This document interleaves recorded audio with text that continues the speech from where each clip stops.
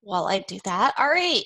So this training, I hope, is going to be a real collaboration effort.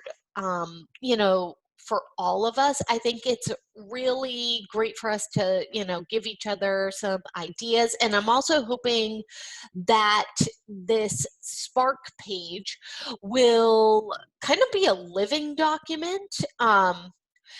And something that we can keep updating every single time that we have something. So that's why I kind of have an updated on it from when I started to put it together.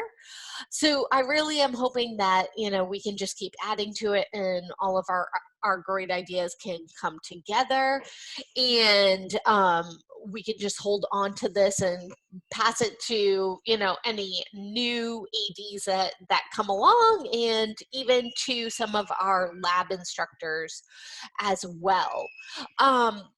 So with that being said, hold on just one moment.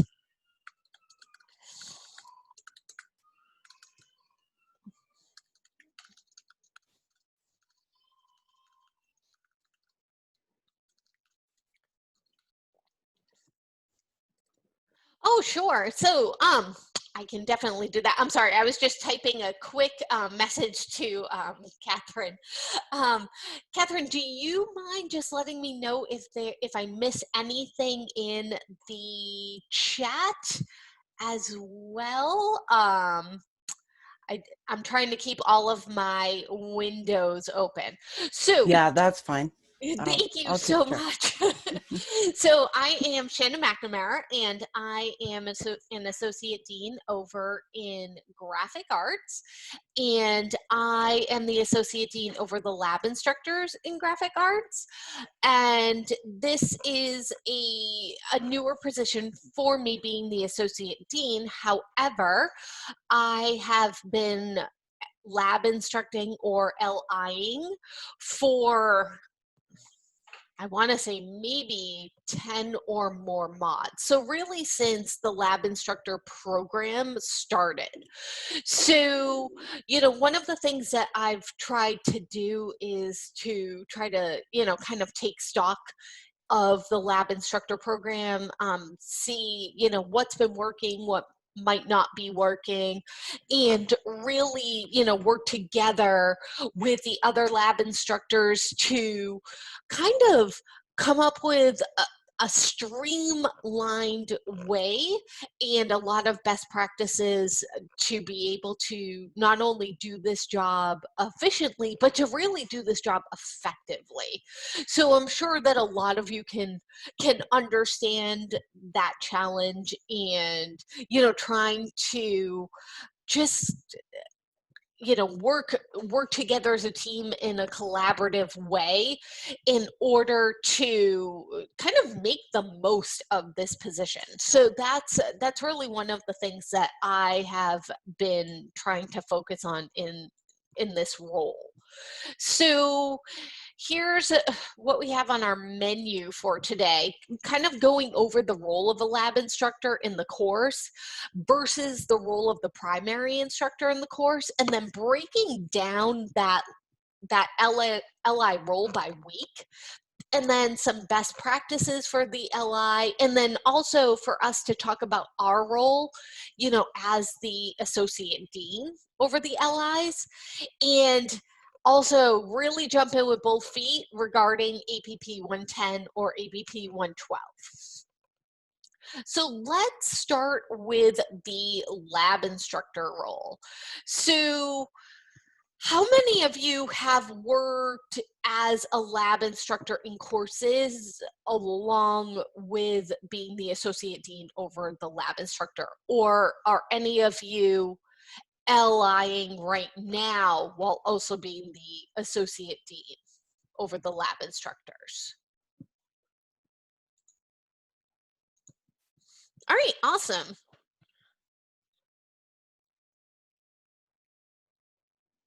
So we have a lot of, doing both at the same time. I'm currently doing both right now as well.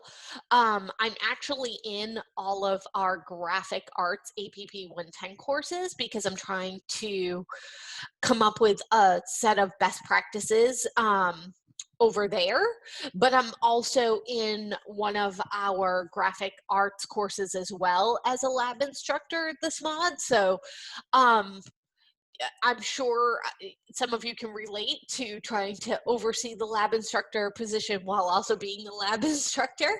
Um, so it can feel um, sometimes a little bit overwhelming. So I do understand that, and especially as a lab instructor because I feel like the lab instructor role in the course is to really cheerlead our students on and be that one-on-one coach and subject matter expert that they need in the class. Um and um Catherine, jump in at any time that you want to. I don't want to feel Sure. like I'm Oh, just no, you're fine. commandeering our training. So that lab instructor role is really meant to be a supplemental to the instructor role within the course. So that means that the lab instructor is not going to hold live sessions, but would rather hold help sessions with the students and really, really works to establish a two-way communication with the students and works with that at-risk population in the course and is meant to be a facilitator of information regarding, the course or the class population. So they're the ones that are letting us know as the associate deans, what is really going on in that course right now. They seem to have all of the intel, especially when it comes to that at-risk population. So because they are not the course instructor, grader, or lecturer in the course, we really need to have them let the students know that if there are questions regarding grading, questions regarding whether or not late work is going to be submitted or extensions, that they need to be referred to and answered by the primary instructor. So I think that the biggest hurdle for the lab instructor is letting the students know, like, I'm here to help. I am an instructor, but I am not your course instructor. You have a course instructor. There are certain parts of the job duty that they are specifically in charge of, and just letting them know those differences. And I think that I can probably speak for a lot of you when I say sometimes that is one of our biggest challenges as an LI.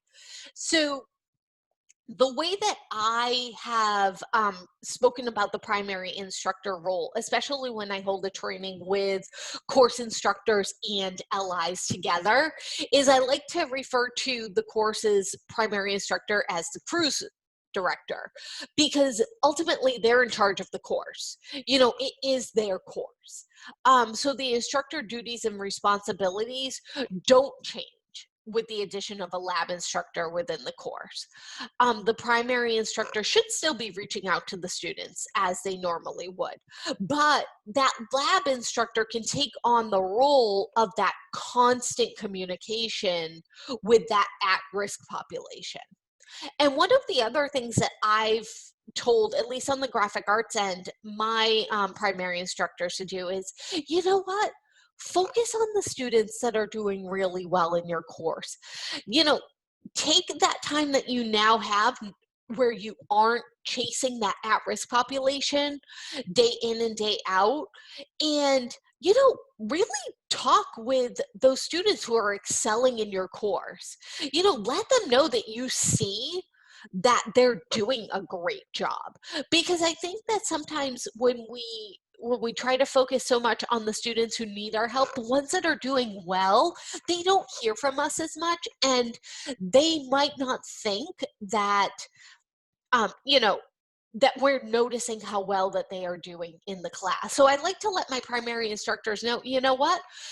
reach out to them, let them know that you see the great work that they're doing, because it really is noticed by the students that somebody is seeing how well they're doing and is taking note of it. And I think that sometimes that does get lost.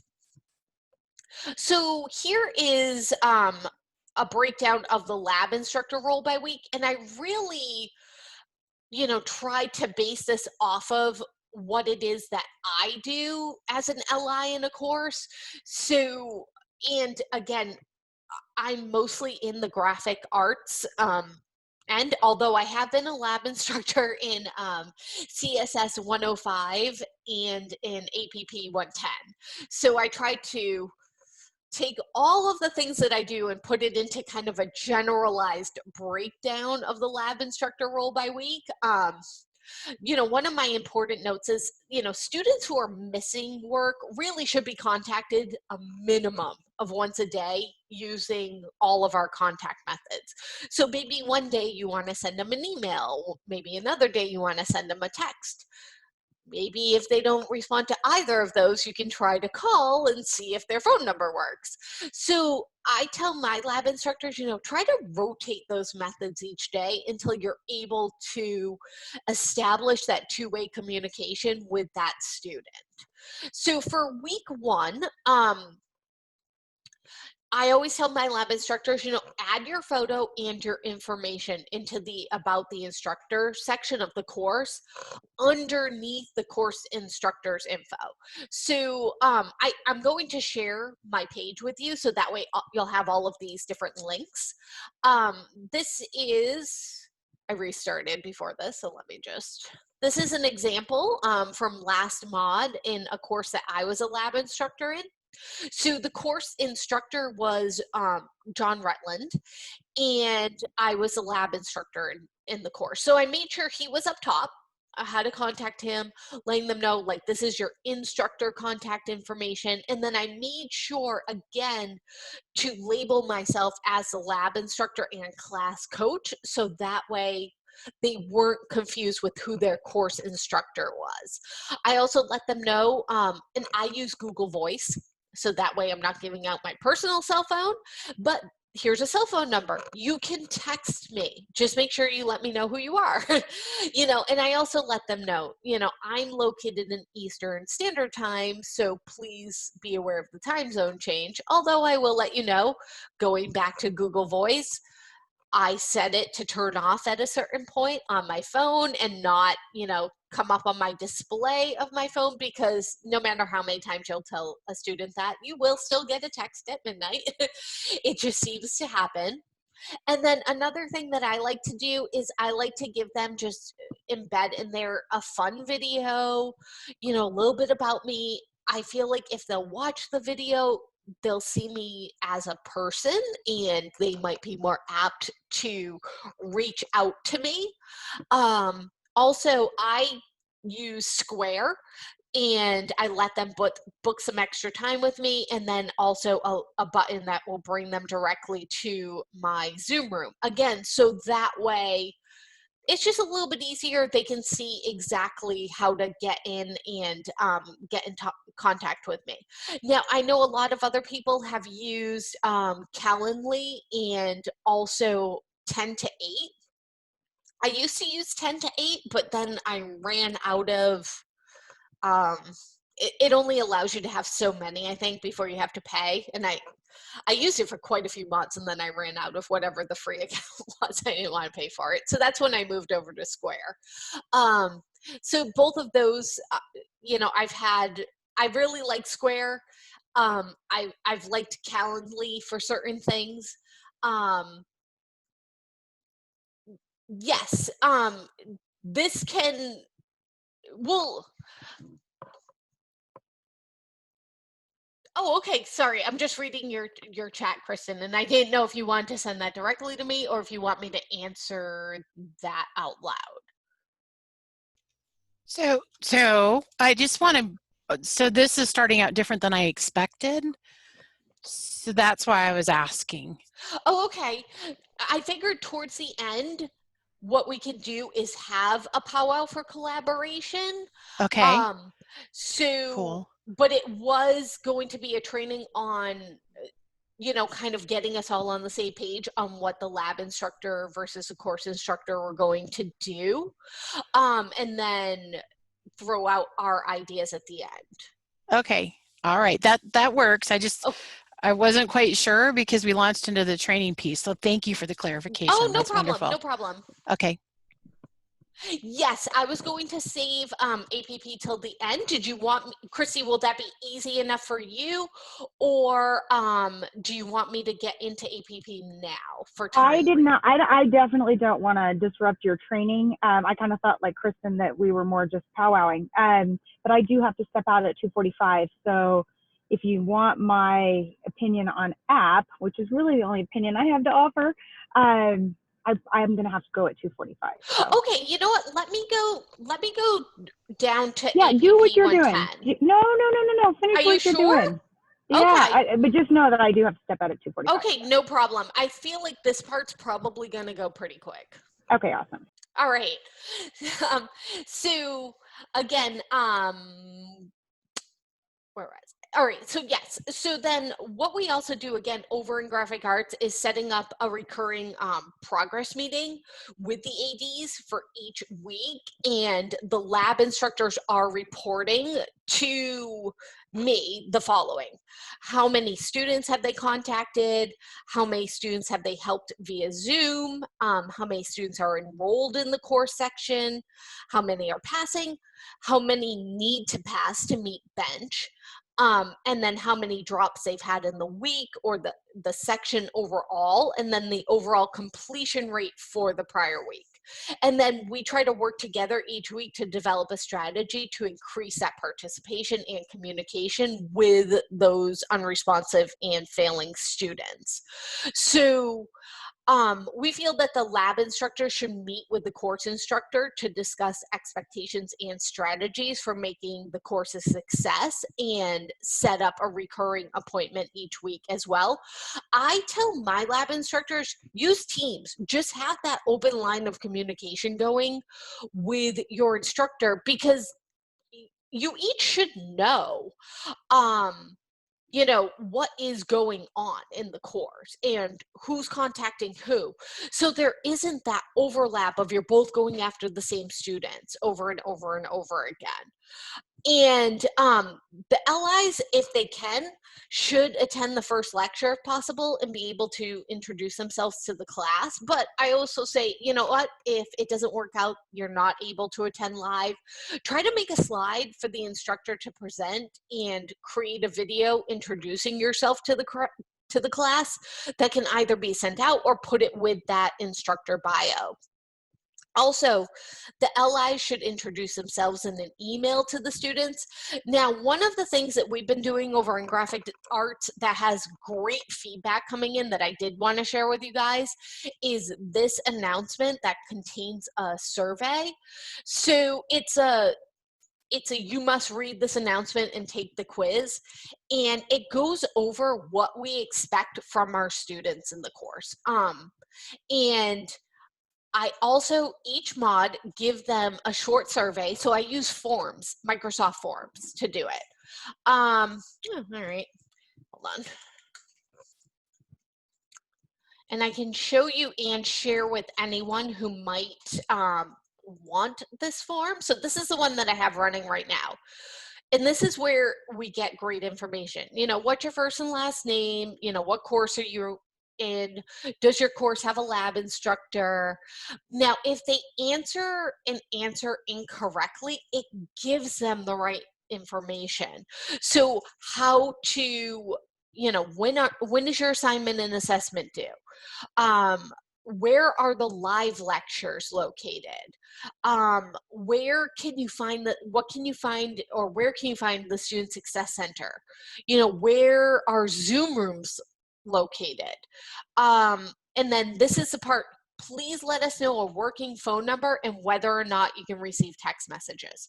That information has been really crucial to us because sometimes they have an old phone number in CView and no one knows that they have a new phone number, and we're able to get, you know, the new phone number over to their SSA and their FPA, and neither one knew that they had changed their phone number. And it's been really, really great for communication. And also, they might not have known where to find information in the course because maybe they missed it somehow in one of their really low level 100 courses.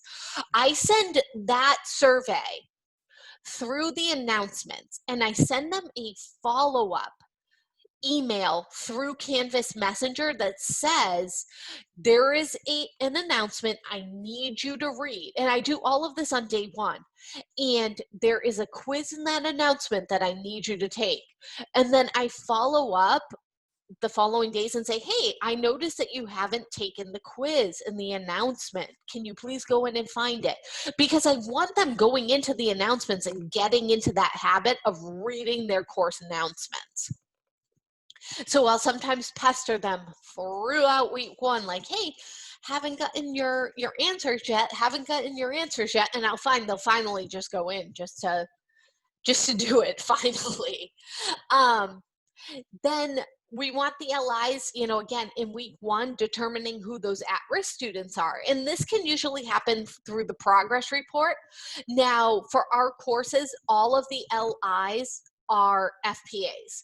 So they have access to that progress report, which is going to let them know which students are on probation, who's in a course for a second or a third time, who might have failed a prior mod, and just to, you know, not let the student know. We always want to let students be on a, you know, clean slate at the beginning of the mod, but just to keep an eye out if things might be trending towards being at risk in this course as well.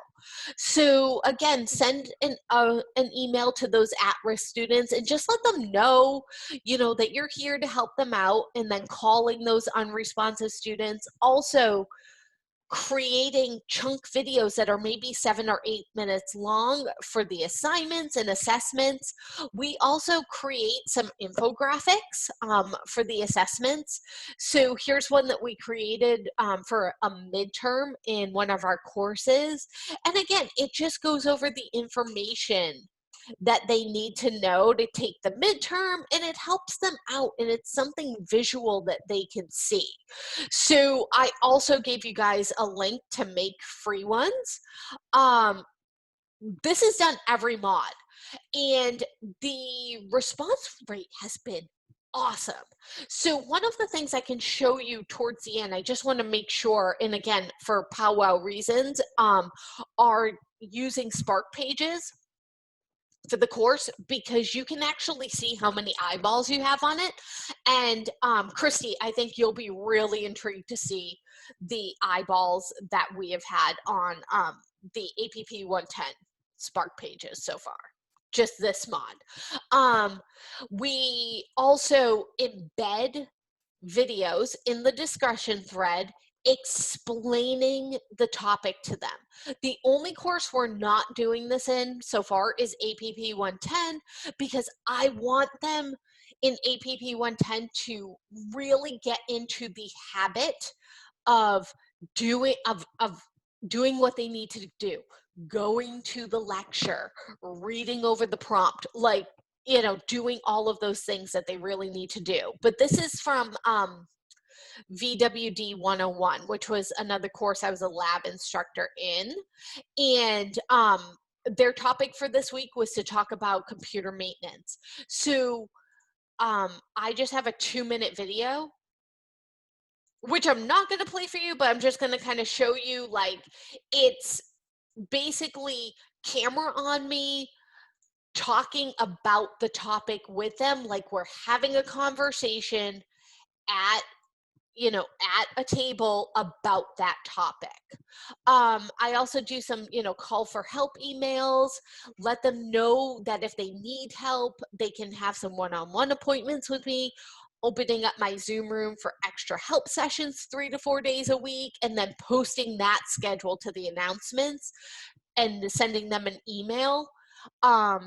Exactly. So many points are lost in the discussion posts. So that it really is so vital.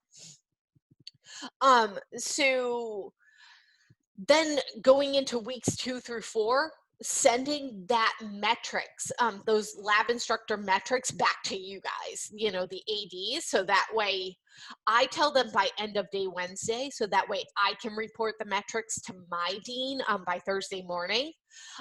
So the tracker that and the metrics that they send back to me include the number of at-risk students, how much one-on-one contact they've had, how much contact they've had with the at-risk population, who they've helped in Zoom, the number of at-risk students that they've helped in Zoom, and then the completion rate for the prior week after the grading is complete.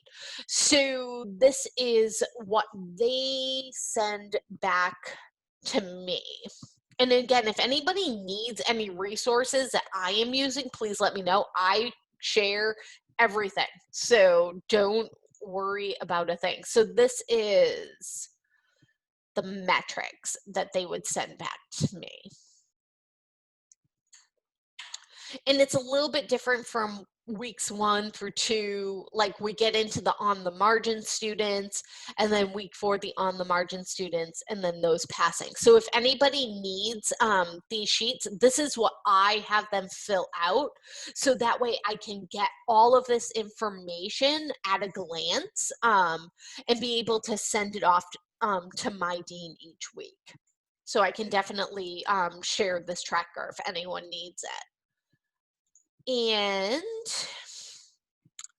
again, making sure that they are determining who's missing work, updating their trackers daily if they need to, contacting those students who are missing the prior week's work, discussion reminder emails. So what I have them do is on Wednesday, I have them go into the grade book and kind of grab anyone who hasn't done, going back to that discussion participation, I have them grab anyone who hasn't done the discussion post yet and just message them right through the grade book, because it's so much easier, and say, hey, you know what? I noticed that you haven't done the discussion post for this week. Guess what? There's a video in there that goes over the topic for this week. So why don't you head over to the discussion post and watch that video? And that should be able to get you going. Because number one, I've now gotten them into the discussion post, the student. So if they're in there, they're probably more likely to actually take part in the discussion.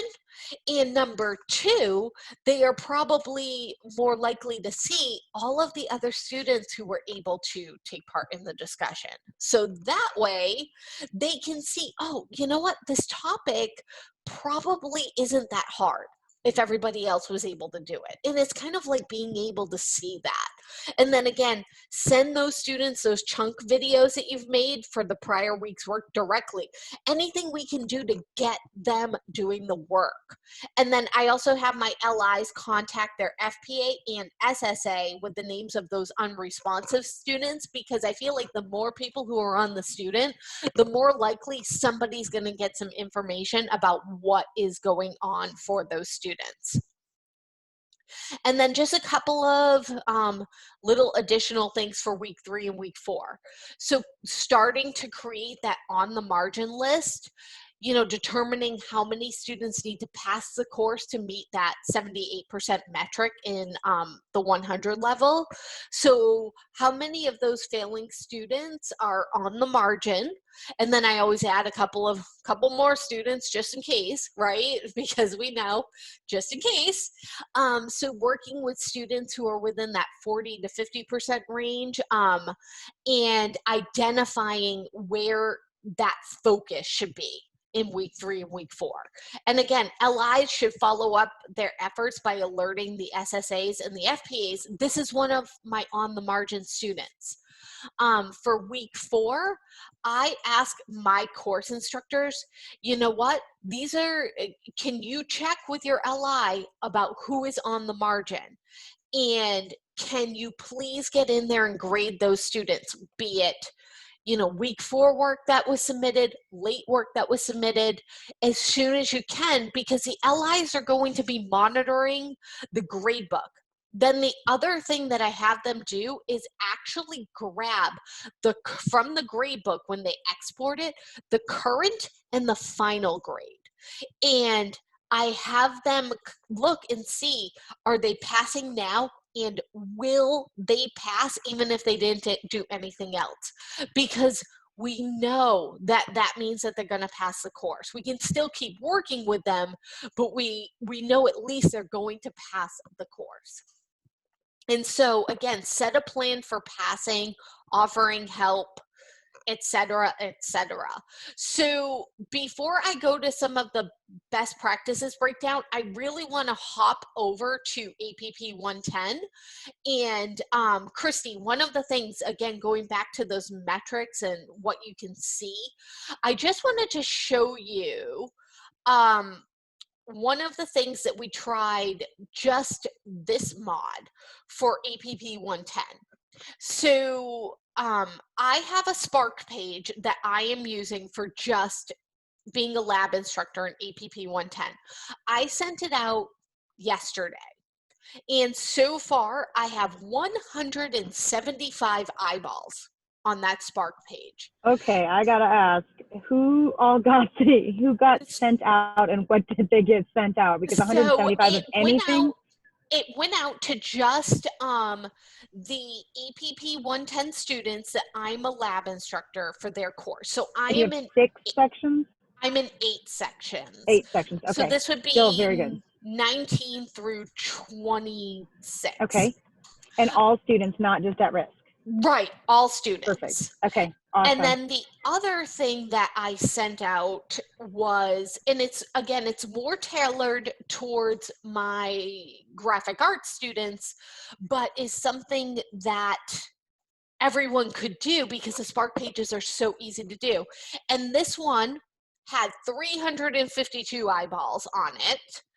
I sent out a welcome email and a welcome announcement. And I said to them, I said, hey, can you go into, and it'd probably be easier to just show it. Hold on one moment.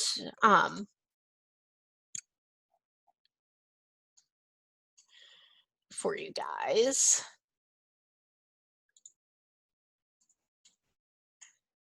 So this was what I set up for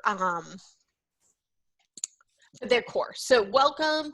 This is your first course at Independence University. We're excited to have you. So please click on the image below to access 2 helpful videos for navigating Canvas on your tablet and using Microsoft Office on your tablet. So it brought them to this page. And, welcome to Independence University. Please watch, this Canvas tablet tutorial, because I felt like one of the biggest things that I was running into is I don't think sometimes they were getting past the dashboard because so much shows up on the dashboard for them. So I made a tutorial using my tablet so it looked like what it looks like for them, number one. I love that. Yeah, and then awesome. Number 2, clicking on APP 110, clicking on the actual course. So that way they can see all of the different things going on there. So I think if I go, hold on. And I think that's really good feedback too, because we used to have that. And then when they rewrote the course, we had a button that literally said, click here before you begin the course, to get them to watch things. And now there's just so much on that homepage. And I thought that, yeah, I feel like they're getting a little bit lost. So again, 352 views, but then what I think would work for everyone else too is then we said, hey, select your program. Are you in graphic design or web design? Because our graphic arts program is either graphic or web design. And then it brings them to a page that explains the program, gets them excited, what they can expect, what their potential career could be. And then also, in case if they're like, ooh, I think I want to do web instead, we now have a way to, right in their first course, put them into the correct degree that they should be in. This is phenomenal. So again, 352 views What, and 20 likes in the first day. So what do you think about if we crafted something that was a base Spark page, and then you like all programs throughout the school would be listed, and so they could oh yeah, we could have one house.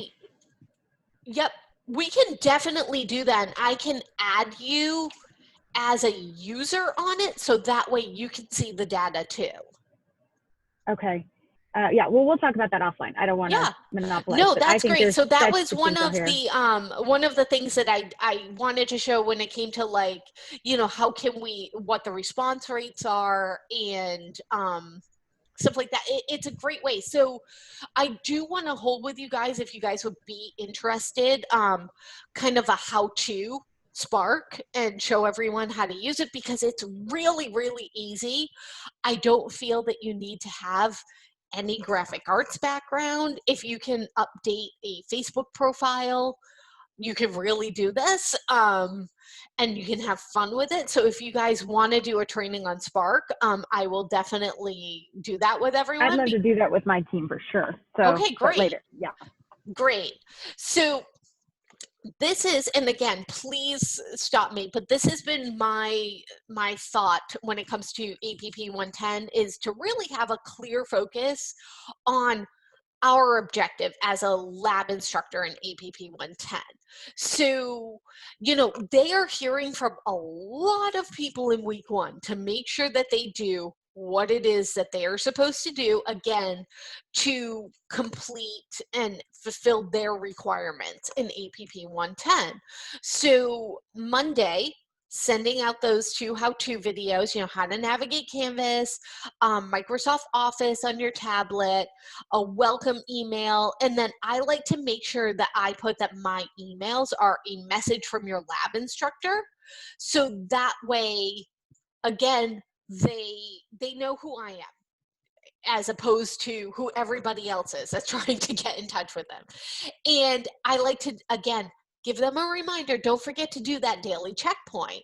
And then for extra communication in week 1, a fun reminder regarding doing the daily checkpoint. So this is one of the things that I created, again, using Spark, and it's actually animated, not this version, I just took a screenshot of it, but the guy slides in from this side, the clouds slide in from this side, and then the words appear that say daily checkpoint. Did you do yours today? Again, Wednesday, a discussion video embedded in the discussion board. My video for week 1 is how to effectively write a discussion post and find your sources. So I'm not going over the topic with them, but I'm showing them how to get into the library, how to, you know, use the different resources that they have, so they can write a discussion post and have a correct citation in it. Sunday, Hey, I send Shannon. out, yep, So you're talking about Adobe Spark. yes. So does everybody have access to that? That's a paid fee Yes. for. Nope, it's free. It's all through the it's web-based. It's not one of their applications. So Okay. some of the stuff is like some of the animated things would be for the paid version, but you can make a Spark page for free. Okay, but all the bells and whistles that you have is paid. Not necessarily, because I can, when we do the training, I can do it on the free version. So that way you Okay. guys would be able to see. Okay, because I just was curious if we all had access to the same thing, because I know you're in graphic arts, right? Right. Yes. Yeah. So I went in on my non-paid Adobe account from like forever and a day ago, and I was able to see, like, and I do have friends who since the pandemic have been teaching from home and do not have Adobe accounts and have been able to make Spark pages. I kind of got them going with the Spark pages, and they teach like elementary school as a way to get their students engaged and have something that they could keep all of their course material on. So yes, it really works well for even those that don't have a paid Adobe account.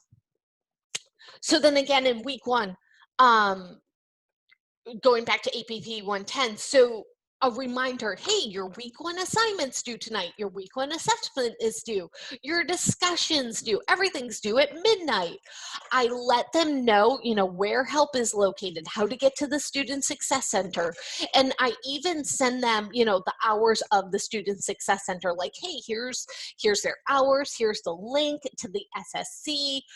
So that way they can know exactly where where it is that everything is located to get any type of help that they need.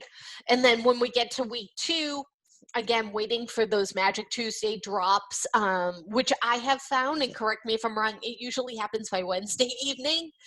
And then we have the official start list. So that official start list is going to contain the students who've made it through week 2 to week 2.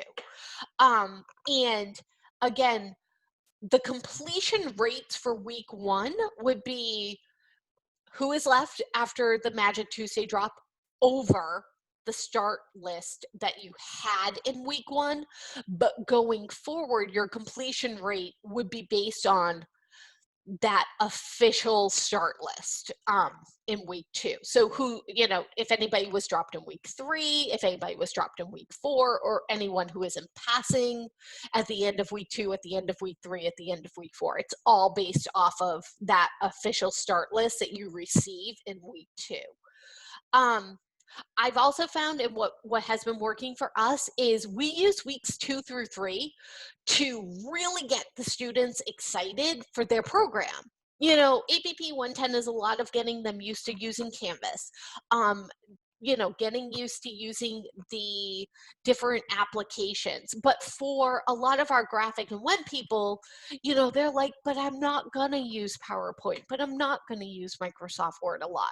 So we've been using this time to really get them excited for the program that they're gonna go into. So each week we've been showing them something new. And this is my page from APP 110 from last mod.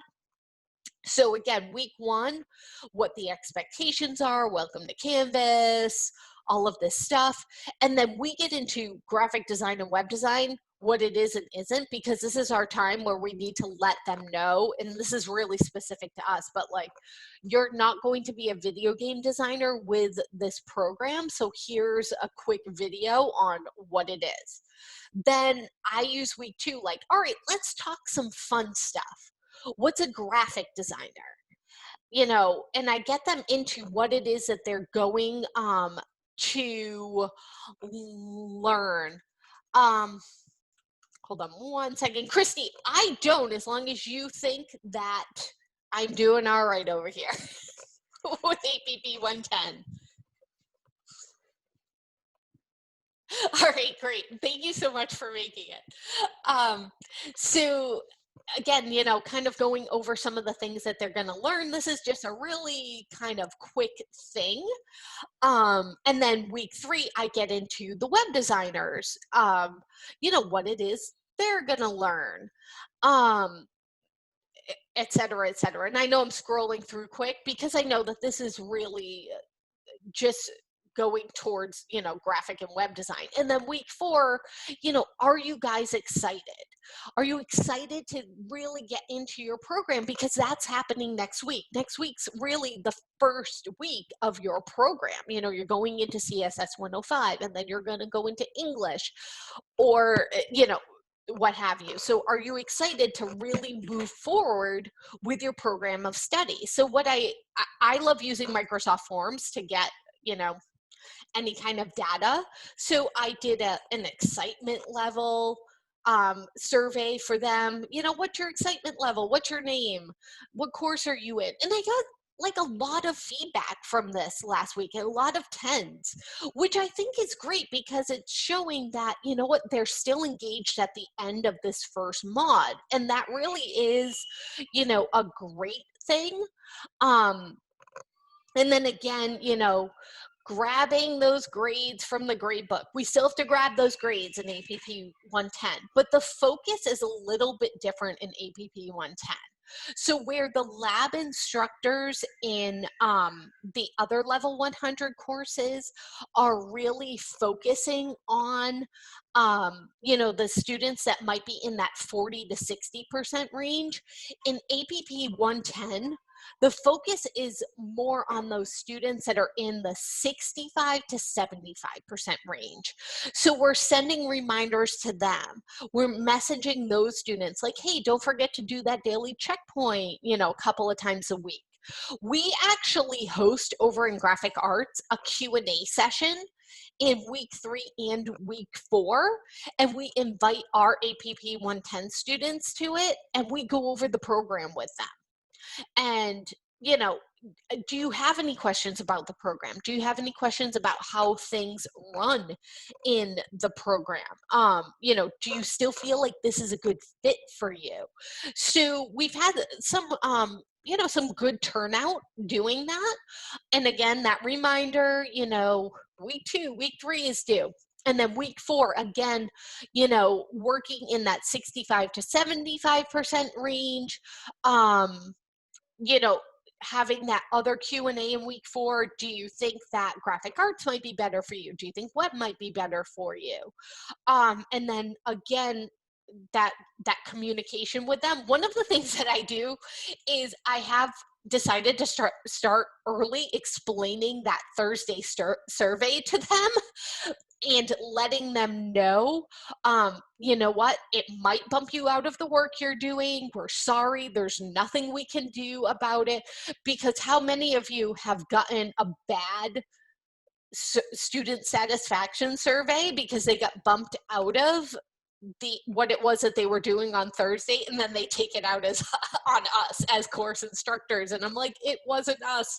Please save what you're doing. If something happens with your daily checkpoint, please let us know, so that way we can fix it for you. I feel like a lot of us have probably gotten some lower scores just because they got bumped out of what they were doing on Thursday. So I do want to go back up again to the best practices, and I think that this would be a great time if you guys want to collaborate on some best practices that you are seeing that your lab instructors are doing, and really powwow on this, as well as our role overseeing the lab instructor. So if you guys want to turn on your microphones and kind of let me know, let other people know what really have been working, or if you want to, if you have kids at home, I completely understand, and if you want to put anything in the chat.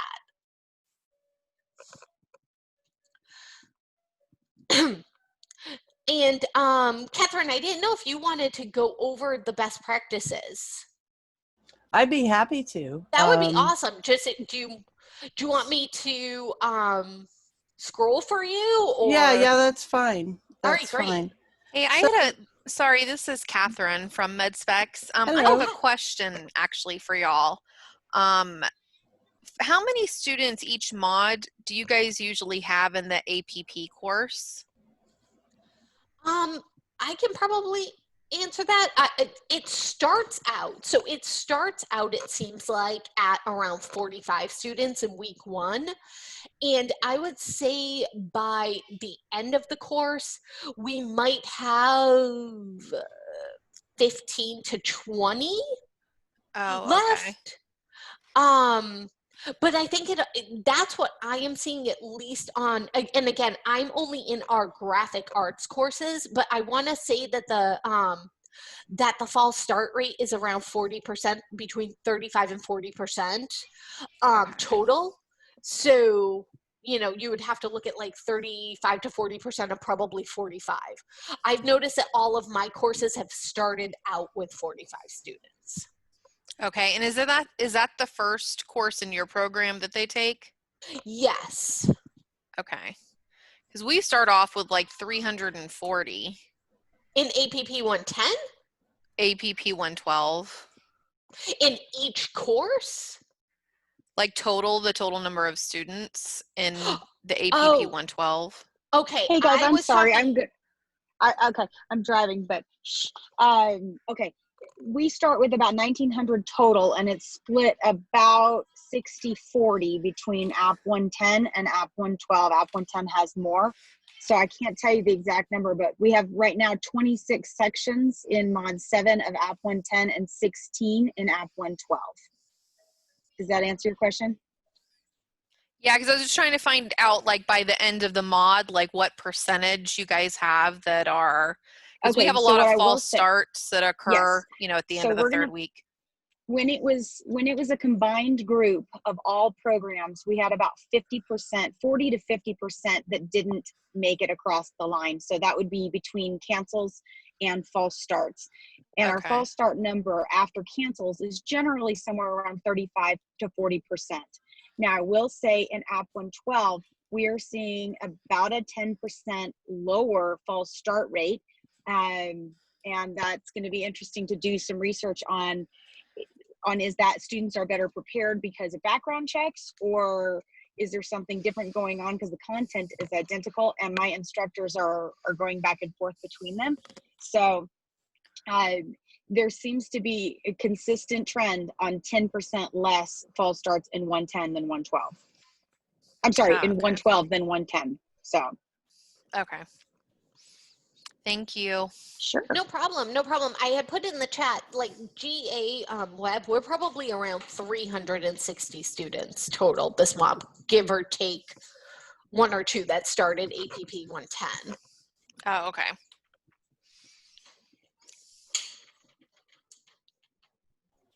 All right. So these best practices are actually a combination of some that Shannon has been using in the School of Graphic Arts, and then some that my allies in the School of Business have found work for them. And of course, communication is that really big one. I'm going to turn my mic up. That might help. There we go. Multiple ways of reaching out to our students. I've had instructors with varying degrees, or allies, varying degrees of success with these different programs. And of course, we have phone, text, email. One of my allies swears on emailing through Canvas because the student has to go in there anyway. They don't have to open up another program to look at that email. It's right there when they go in to look at their class. Acuity scheduling, one of mine swears by that. I use 10 to 8, but my role is probably a little bit different. And Square I haven't tried, so I'm actually looking forward to kind of checking that out to see how that works. But finding something that, and of course you can also text through Neuro if they opt in. Finding something that works consistently is the challenge. We've even used SurveyMonkey to try and do a little survey like what Shannon showed you. It seems to be that sometimes we've got to switch it up and find, just like I do with my team. My team, some people prefer to use Teams. I have other people that still kind of like Zoom. So other people that want to talk to me on the phone. So just like my team members, I have to learn, the instructor and LI have to learn what will this student respond to. Yeah, Alice, I believe so. I think that change makes a big difference, that we need to be cycling through various methods, unless, like, I have a student that just graduated and she's almost always texted me. So we have just continued to text. Every now and then she'll send an email, but largely my communication with her has been through text message. So if you're not sure, I would keep kind of rolling through there and see what that student responds to. Providing demonstrations during tutoring sessions that supplement the course instructor's lectures. Lots of my allies are good at, and I think it's mentioned later on, at sending out very short videos on how to do something, sending out how to turn in a portfolio assignment, how to access your portfolio, things like that that are going to help them. Sometimes our students kind of get stuck in a particular spot, and just we never know when that little extra bit of knowledge is going to make the difference. Our team, our LI team, uses Teams, and we have our LI spreadsheet, and I prefer that they work on it as we go. So they're not cramming it in at the end of the week, recording those contacts as they happen. When I was an LI, I did something very similar. Communication with the course instructor.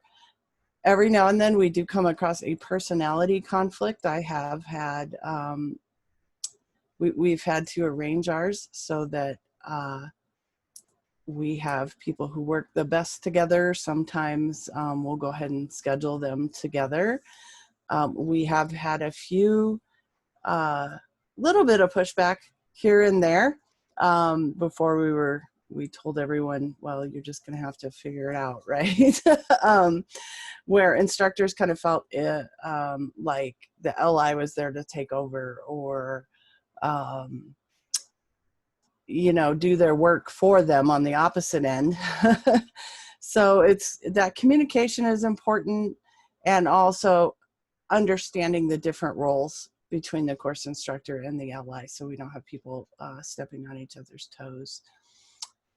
Attaching a voice message to an email, like Shannon had mentioned earlier, it's nice to see our LIs as a real person. It makes them more approachable. You can see what their personality's like. Sending a summary email to the instructor on Sunday night. That could be possible to kind of point out who's still at risk, who's made progress. Yeah, breaking down roles and reminders, right, and the program's not going away, yeah. So while we had a couple initially that were not on board, a couple of instructors, after a little bit of extra training, they have learned to accept that the LI is there. It's a benefit to our students, and they're not spies or anything. I've heard it all. Keep a positive tone and encourage students not just to pass. A lot of times we're like, you gotta pass, and that, yeah, spies. I've heard everything. My instructors are just as creative as my students. Let's see, where was I? Oh, positive tone. A lot of times we're like, oh, 600 club, everything else, stuff like that. But really, getting 600 points isn't really, it's not going to help their GPA. So we really have to try to get them to shoot a little bit higher, unless it's absolutely, it's the last night of class and we're really trying to get them across the finish line. Weekly Zoom walkthrough of assignments. These can be recorded as well, so they have a little bit of extra knowledge. Post announcements, asking for student responses. Most of my LIs are good at that. Sending virtual flowers and candy. We do have one instructor that always has like a picture of chocolate or whatever, something creative, a little bit unique that they're not expecting. Oh, a virtual buffet? Yeah, that would just make me hungry, probably. I don't know. Find resources for struggling students, but don't repeatedly offer the same resource. So while one resource may work for one student, it may not work for another. So sometimes we've got to really exercise those creative talents and find new ways to reach struggling students. It could be introducing them to a learning coach. It could be, I've even referred them to someone else that might understand in an emergency, like someone outside of the class, like another AD or something. Hey, this person's really knowledgeable in this area. Why don't let me hook you guys up? Sometimes it's just and the LI role plays into this as well. Sometimes, and I know myself as an instructor, I always felt like I don't really care how my students learn and who they are learning from, because it's still my job to find the right person for them to learn from. And that might not be me. Maybe they get along better with the LI. Maybe he or she explains it differently than I do. Maybe I need to find a different way of explaining it.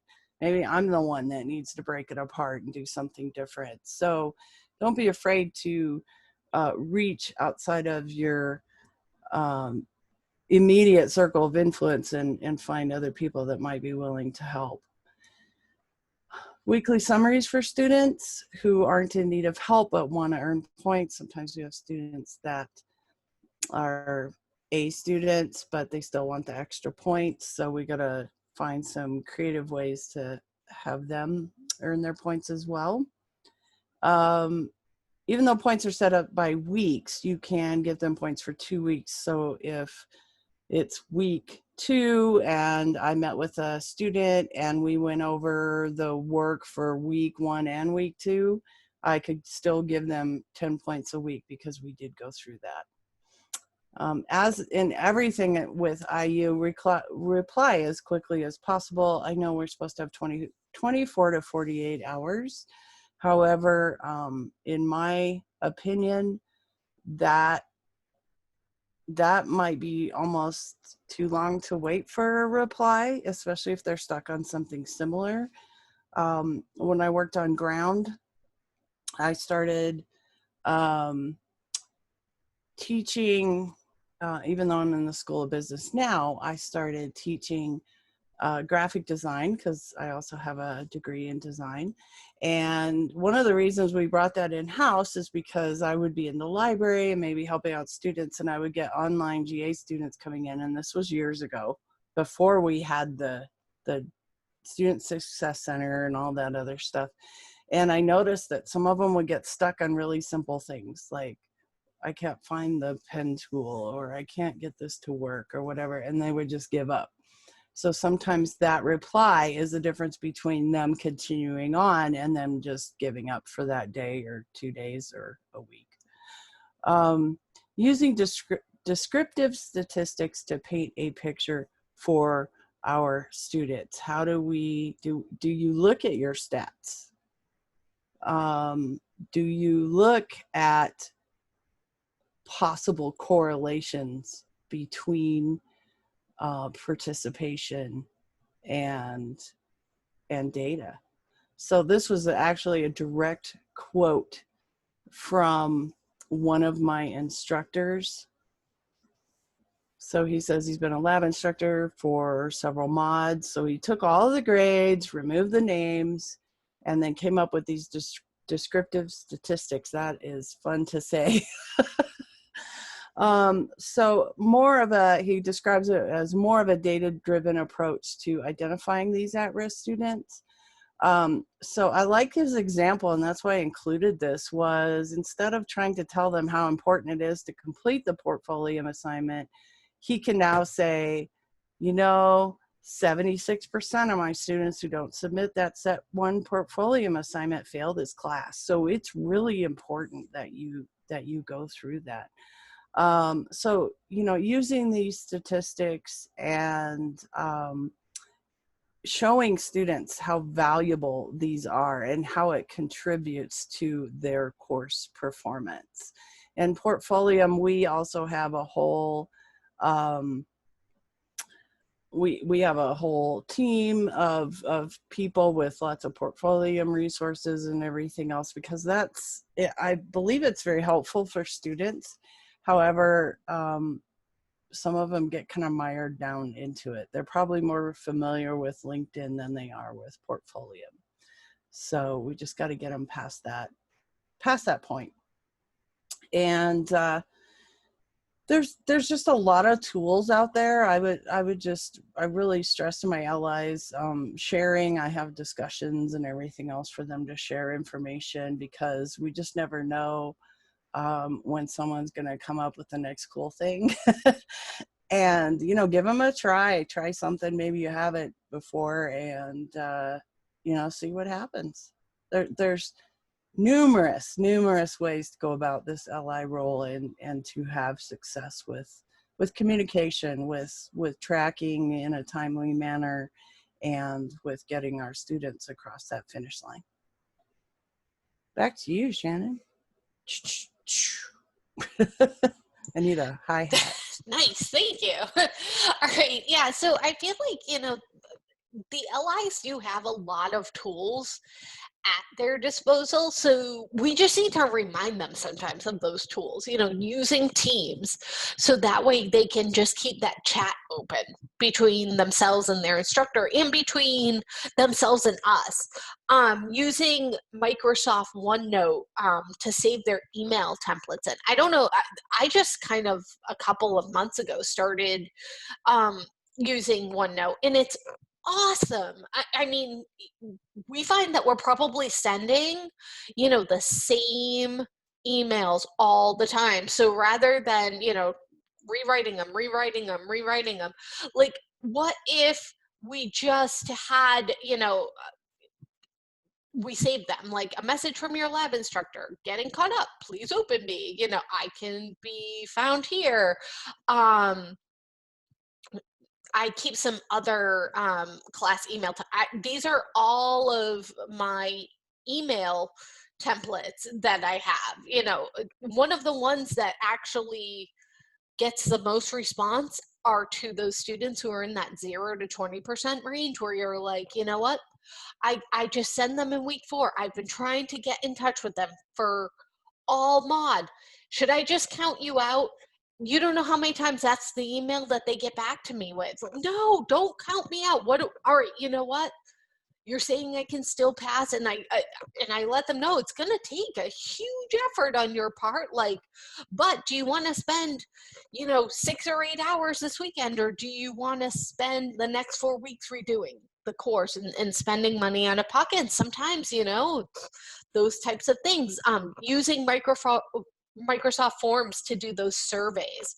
I've had a lot of luck, again, and a lot of great data that I've gotten from the surveys. And these are all, the Microsoft products that are available to us right through the school.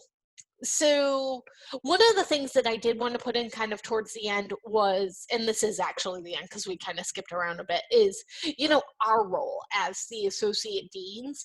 And I think sometimes, like, our first and foremost, we've done this job, and I think we really need to be that empathetic set of ears, because it's really easy to be kind of overcome with the struggles that our students are facing, especially when you're constantly working with that at-risk population. It's so easy to just be like, nothing is working when you're just going up against that kind of that brick wall over and over and over again each month. It's easy to kind of get down, because their struggles start to become your struggles, and there's a lot of struggles going on out there.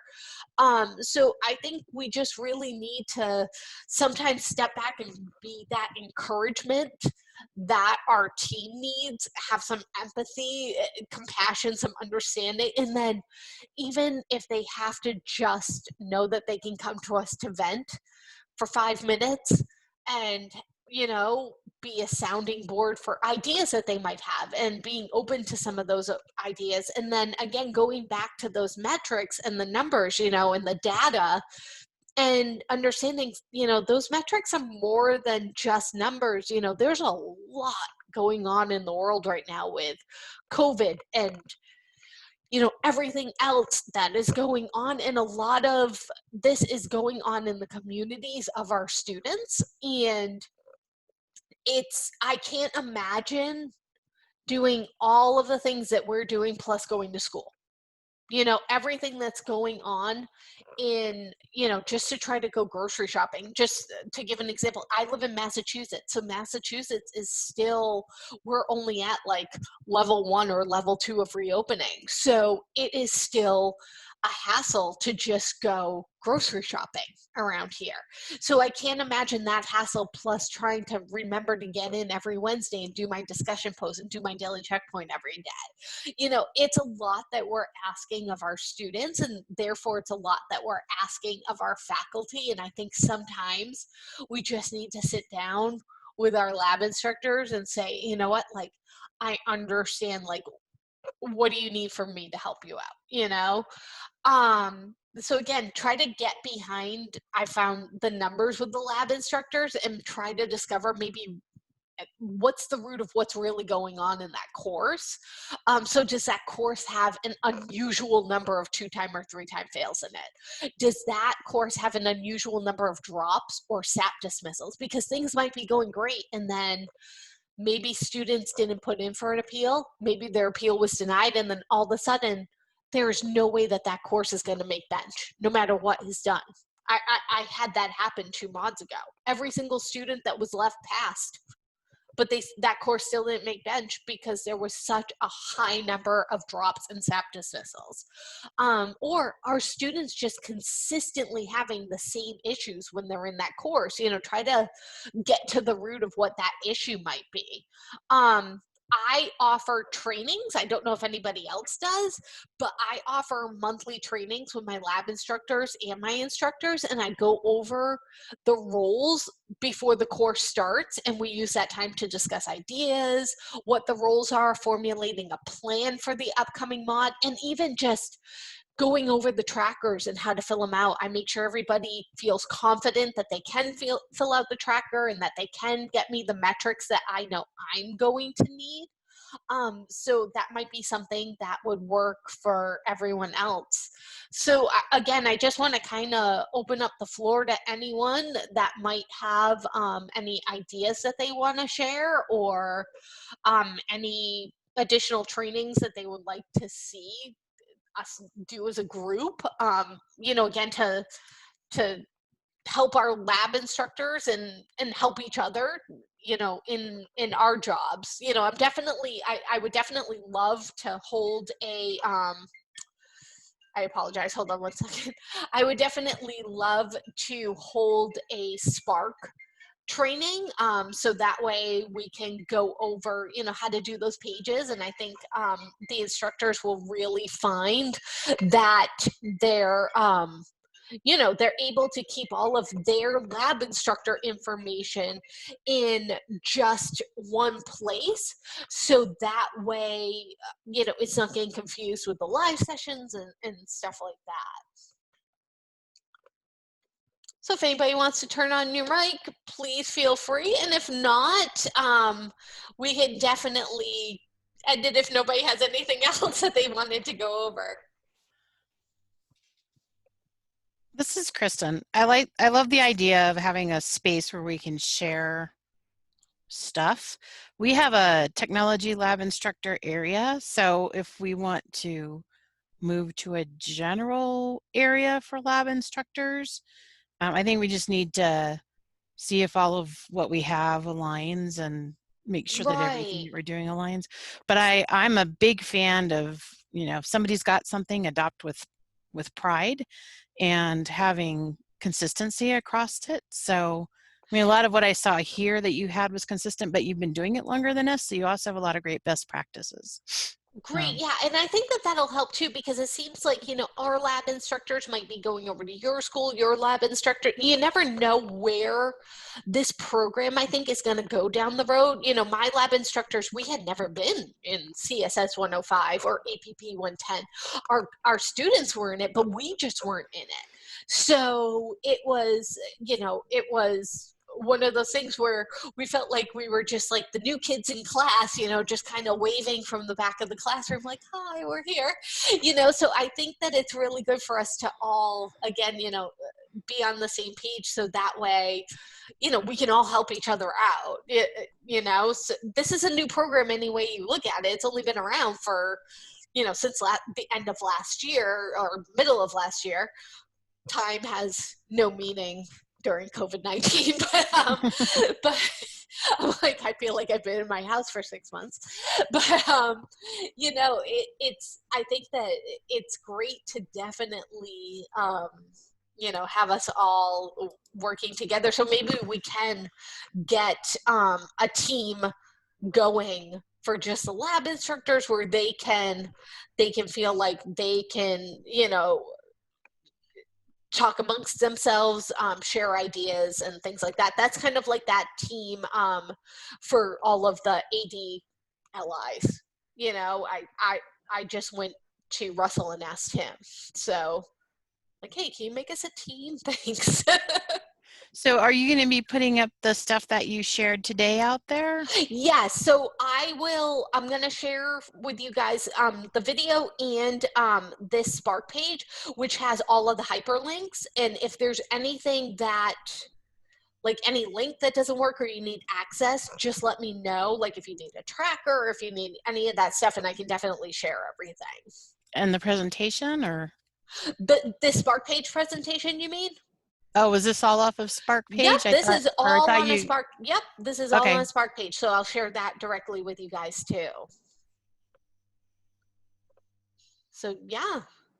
Does anybody else have any questions or any concerns or anything? I want to thank you again for coming. I really, really do appreciate it. And again, we'll try to maybe towards the end of the mod do a Spark training, maybe in week 4, so people can use it for next mod. And just again, I'll be in communication in Teams with everyone. So if anyone has any ideas of things that they want to do, or if anyone wants to hold a training on something, let us know. But thank you all so much for making it tonight, and I'll just end the recording here.